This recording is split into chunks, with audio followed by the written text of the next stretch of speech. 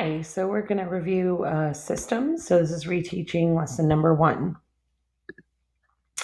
So in lesson number 1, we discussed input, process, and output. So if we use this example, we have a toaster as an electronic system. So there's 2 different examples here. You could have the input, which is the bread. The process is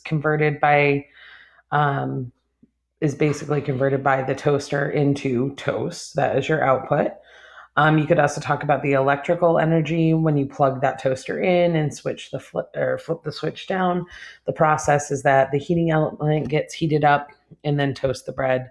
And then output could be heat energy. And if you've ever held your hands above a toaster right after your toast popped up, you can feel that heat energy coming off. So this is just another example. So remember, input is whatever you put into the system. So in preparing a pizza, that would be the pizza base and any of the toppings.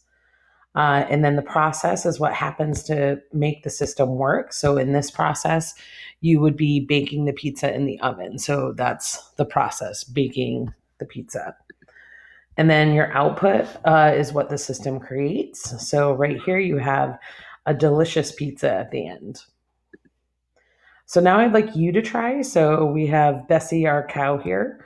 And what I want you to do is in your notebook, you're going to draw this table that I provided for you with inputs, outputs, and processes. And I want you to come up with a few ideas for what would be the inputs, process, and outputs that Bessie might go through. So now we're going to check. So as you can see, inputs could be grass, and that is food energy. We also have water and possibly grains. So the processes we might be seeing is digestion of food and water. You would then have production of milk. And then outputs that you might have are feces and urine and milk. So what you're going to do next in the email that I've sent, there's a linked document. I would like you to reread the notes and complete the check on the second page. You will have to make a copy of these notes. Please also then make a copy of the mastery check document and follow the directions. Thank you so much.